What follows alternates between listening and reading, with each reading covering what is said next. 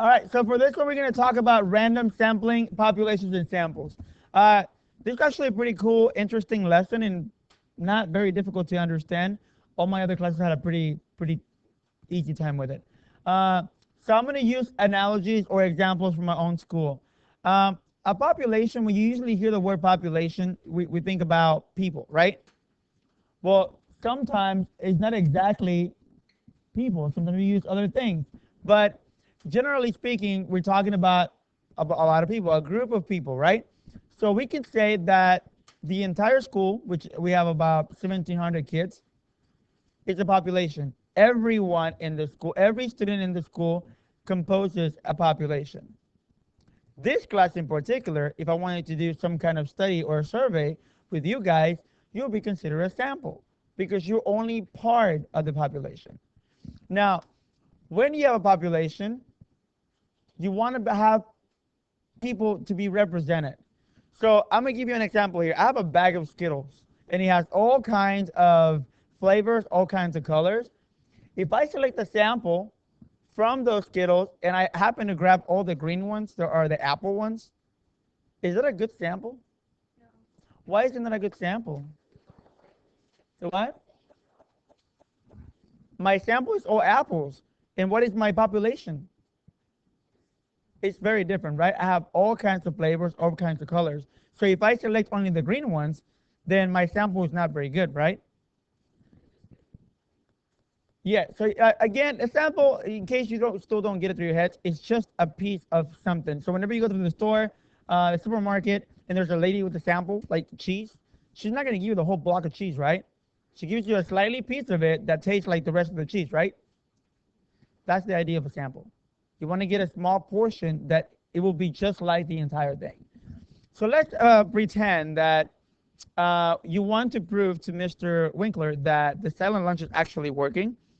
And let's pretend that all of you in here happen to agree that it's working. So I come over here and I just give you a survey and I say, here, fill it out. Tell me how you feel about the silent lunch. And all of you, the majority of you say it's a great thing. It's working really well. And I go to Mr. Winkler and I say the following. Mr. Winkler, I had the survey and I gave it to the kids, and I found out that every kid, most of the kids in the school agree that that the silent lunch is working. Would that be an accurate way of saying it? Yes? Do I have to do the thing that I did yesterday with the grade? I'll do it. Okay, then get with it. So I'm going to say one more time. The silent lunch, you know what that is, right? You've been dealing with it the whole week. Well, let's say that I create a survey. You know what that is, a survey? Like the way you took for the teachers? And I'm giving it to this class. And let's say, for example, that this class, the majority of you happen to agree or think that the silent lunch is a good idea. So I give you the survey, and I go to Mr. Winkler, and I say, Mr. Winkler, I think the silent lunch is a great idea. I gave a survey to my kids, and the majority of the kids in the school think that it's a good idea. Am I being accurate? Why not? I only did it in one class, right? What am I not including? Like who? Like eighth grade and sixth grade, and what else? Not the teacher, for the students only. But I'm saying, like, yes, I'm not including 7A, 7B, 7C, and 7D, and all the ones for the other ones. All of them have to be represented, right? That's basically what it is. A sample has to be representative of everyone. So if I wanted to do this kind of experiment, then I will go outside, and as you guys are leaving, I will pick random kids and be like, hey, fill this out, put it back in the box. Fill this out, put it back in the box. That way, I will get random kids. It'll probably be seventh graders, sixth graders, eighth graders, and I wouldn't get just exactly a bunch of seventh graders in my class that happen to like the silent lunch. So that wouldn't be good. Well, you would think, but all right. So the same situation happens here. A vegetable garden has 36 tomato plants arranged 6 by 6. So this guy has all these numbers right here represent tomato plants. And he wants to know, on average, how many tomatoes does one plant have on average? Well, you don't actually want to go and count every single tomato in the garden, right? It would take too long. So what he does, he grabbed 2 number cubes, like the ones that I have, and he put a row for the first cube, a row for the second cube, and whatever amount he gets, he's going to match it. So I'm going to do it right now. This first cube says it's 4. The first cube. Second cube, 4. So you're going to go on the first cube to 4, and then 4 on the second cube, and meet it. So 41. Do you see what I did? We're going to do that 9 more times. So make sure you mark them on your books.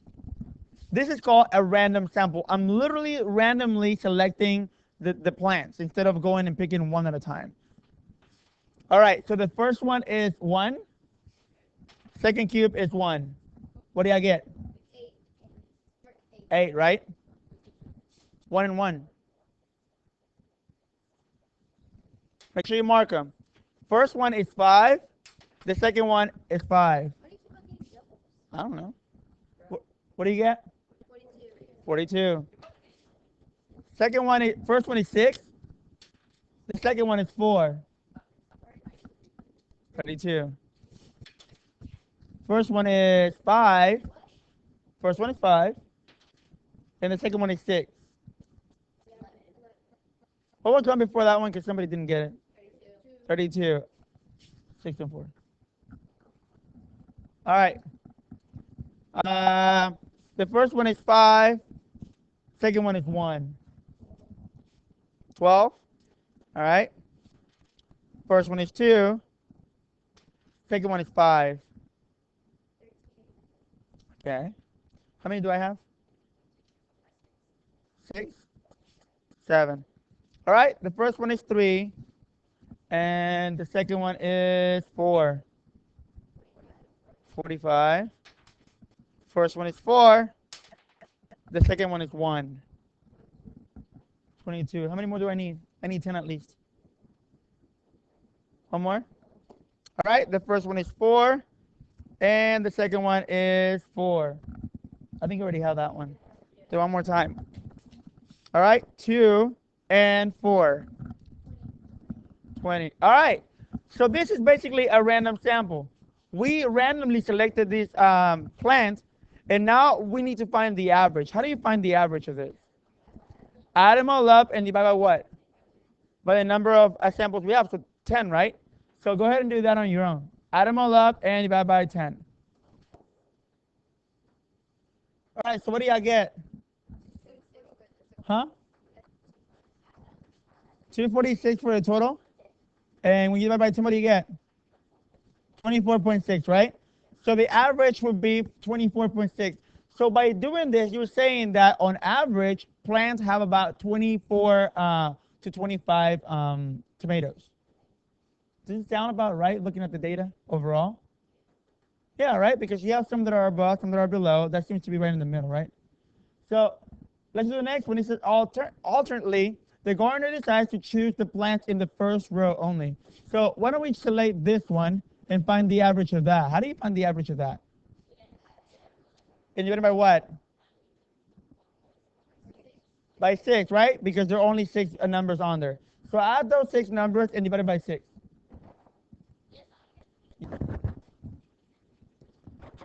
All right, so when you add 8, you should get 14.5, actually. I did it for my other classes. You add all of those, and you divide them by 6, not by 10. And that should give you the right number. So let's compare those two. Which one do you think is a better number to say the average is the average of our plants? A, right? Because it's closer to the numbers. I cannot say that the average is 14 because I have plants that are like 44 and 46 tomatoes in it. That's not very representative, right? It looks kind of crazy. So it has to be pretty close to the average, of the plants. Like what you see, there I have some that are 40-something, some that are very low. But 24, 25 seems to be right in the middle, right? All right, the next part is talking about bias sample. So this is basically like the example that I gave you earlier when I said, well, if I know that a lot of you like to have lunch, and I intentionally go and only give you a survey, then that's biased because I'm going directly to the people who I know are going to agree with what I'm trying to prove. So it's like saying, I'm going to go to Oak Cliff in the Hispanic area and survey people and ask them if they think Hispanic food is the greatest. What do you think is going to happen? Why? Because they're Hispanics, right? And I already know they like the Hispanic food. So if I go in there thinking, well, let me ask the server, obviously you're going to say yes. That's called bias because I'm going directly to where I know I'm going to get the answer that I want. Well, that's another thing. If I want to prove Hispanic that Hispanic foods are not the best, then I will go to a neighborhood that is completely different than Hispanics and ask them. And they might get somebody to say, yeah, I like Mexican food, but there's a chance that they're going to say it's not the most favorite. So let's look at these examples right here. It says, Roberto wants to know the favorite sports of adults in his hometown. He surveys 50 adults at a baseball game. Is this biased? Why do you think it's not biased?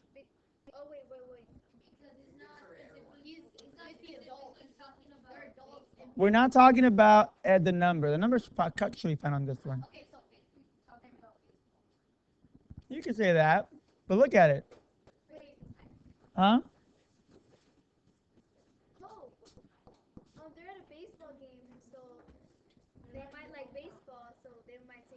Exactly. Yes. He's going specifically to a baseball game and asking them, what is your favorite sport? Well, duh, if you're at a baseball game, clearly you like baseball, right? So there is a higher chance they're going to say, well, duh, baseball, I'm here. I already paid to get in here. So obviously, this is biased because he's directly going to where he's going to get a very positive response of what he wants. The next one, Paula wants to know the favorite type of music of students in her class. She puts the name of all the students in a hat and then draws 8 names and surveys those students. Is this biased? No, because she's just selecting them randomly, right? She's not saying, "Oh, I know you like this music. I know you like that music. Let me ask you guys," right? She's doing it randomly. Um, I know.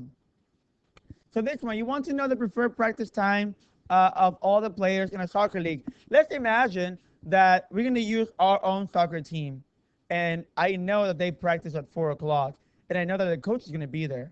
So do you think that me going at 4 o'clock and asking them in front of their coach what their preferred time is going to make a difference? What do you think they're going to say? They're going to say it's at 4 o'clock, right? Why do you think that? Because that's when they practice already and the coach is there. So that kind of helps, it persuades them to say what I want them to say. This is a good time. So, but what if I was outside and I just asked them, like during lunch, and I asked them, whoever plays soccer, when is a good time to practice? They probably think about it, right, and then give me a different answer because they're not exactly that time. They probably think, well, I could be doing something else at 4 o'clock, so maybe 5 o'clock is better. I'll probably get different answers because I'm selecting at random and not in a specific place. Yeah. All right. The next one is a bias question. So imagine that I tell you this. Let me again pretend that we're talking about the silent lunch, and I go, and I ask the students, listen to the sentence that I say first. After the silent lunch, we realized that behavior really, really improved.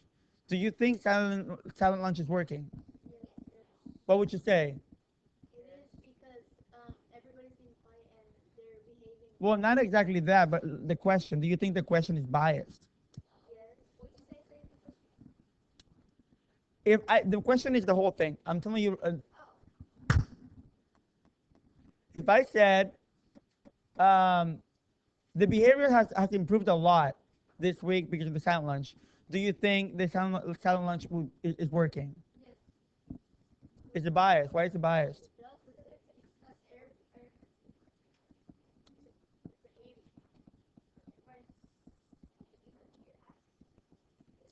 I'm not asking you the question.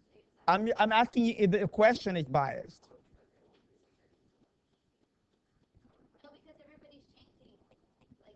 You're missing the point.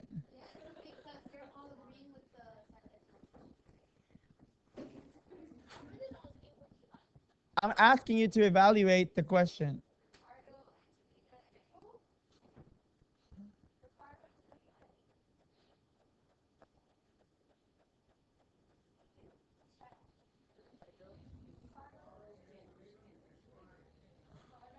Go.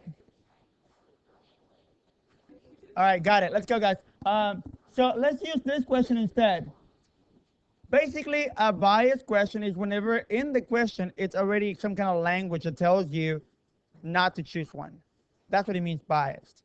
So let's read this question. It says, would you like to waste the taxpayers' money to build a frivolous skateboard park? Do you think that's biased?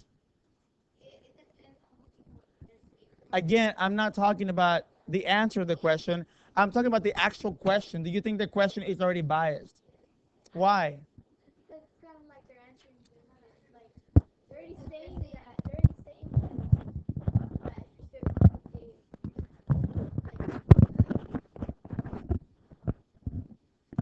Not necessarily. What do you think? Guys, you need to wake up. Like, this is the only class I have problem with it. Okay, let me rephrase this again. We are not talking about, we're not trying to answer the questions at all. We're not. I don't want you to answer the question. I want you to analyze the question and say, is this question making me say a particular answer? If it is, then it's biased. So let me read it again. Do you think, would you like to waste the taxpayers' money to build a frivolous skateboard park? It's telling you to waste it.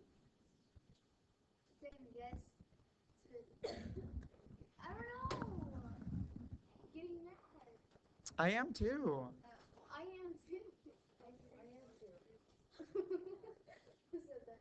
Read the question, guys. This is a reading class. Hey, over here. I cannot believe this. Every class is probably laughing right now, going like, "Wow."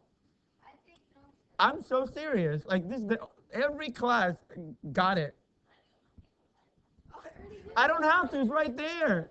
You're trying to analyze whether this question is making you say something. Yes. This is a reading class. I should get Mr. Reap over here and ask him to run this thing.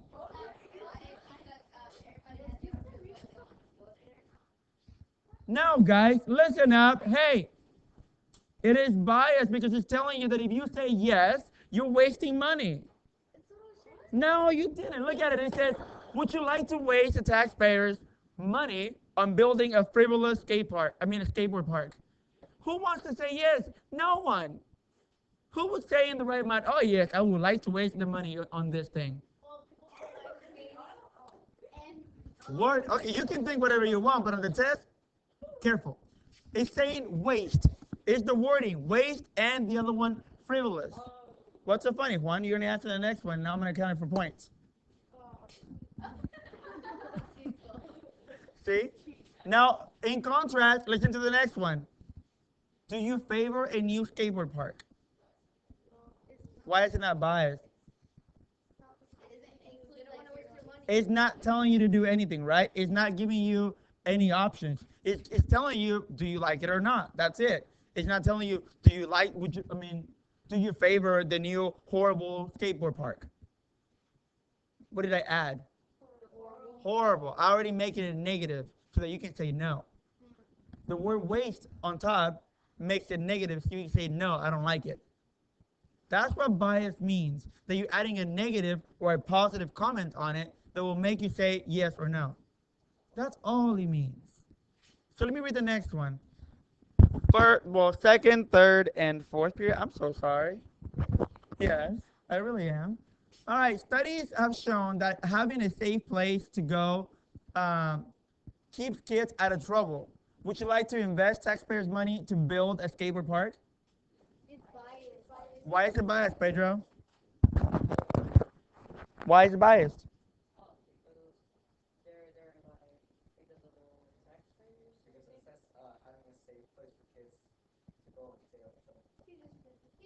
Yes. You read the thing. I want to know why. Well, that's one way, yeah. But it's another reason for why this is biased. They're trying to motivate you to say yes. If you say yes, then this wonderful things will happen. Kids will not get in trouble. That makes, in other words, if you say no, you're like, wait, so you rather have kids outside on the streets in trouble, getting in trouble and doing all these things? That's what he's trying to say. The bias means that they're adding something on it to make you say yes or no. So giving you this information that having a safe place going to make the kids stay out of trouble, then people will say, oh yeah, let's build a park. In the first one, it was different. It was saying that's a waste of money. So the wording is different. It's the same problem, different approaches. Holy Moses. All right. Hopefully this one you won't focus on the cats and you'll focus on the problem. See? When it comes to pets, do you prefer cats? Is it biased or not? Why is it biased? Not because he gave you one option, because he just gave you an option. He already told you, do you prefer cats? You probably don't like cats. And you're thinking, well, I guess cats aren't that bad after all. See, I told you to focus and you lost it. Everyone hates cats.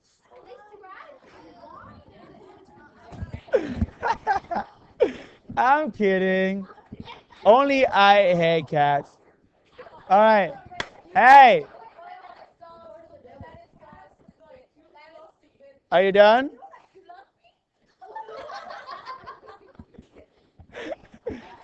Oh, y'all are too much. Anyway, so on this one, it is biased because it's giving you already an option. It's telling you, do you prefer cats? If it wasn't biased, it wouldn't ask you about the cat. It would say, what is your favorite pet, basically, and then you would choose one. So the next one is not biased. Why? You basically it's up to you to say it, right? Good. So on this one, we were going to this is different. So this is talking about data. We're gonna calculate a range. Let's say that we're not done yet. Let's say that we had 60 students in here, and I randomly selected 4 boys.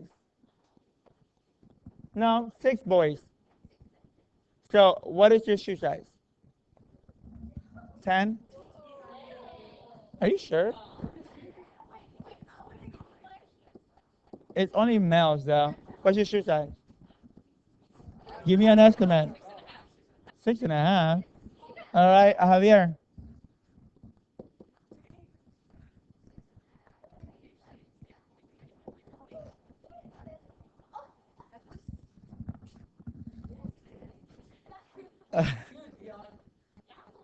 So, yes, hang on. So when the other classes see this, they will understand what almost a biased sample is. Because I chose basically the shorter people in the class, which generally have smaller feet, right? My other classes, I have people with like a 10.5, 11, and then some of them were like 9 around there. So the average for the class was 9. But when you look at this one, the average is going to be pretty low, right? So go ahead and calculate the average. Tell me what the mean is. Add them all up, divided by 6.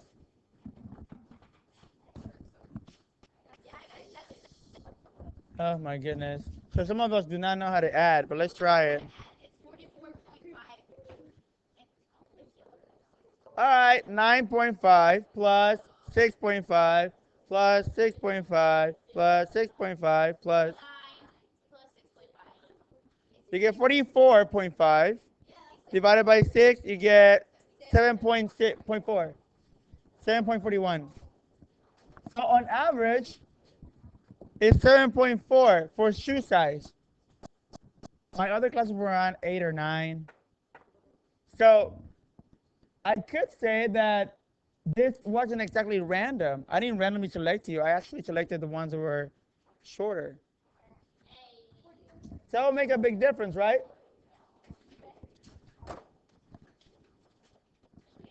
Yes, you do. Oh, this class did not go the same way that the other ones did, but uh, it was easy. Your homework will be this page. Yeah, and the next one, but only up to here, 14. Do not include 15 and 16.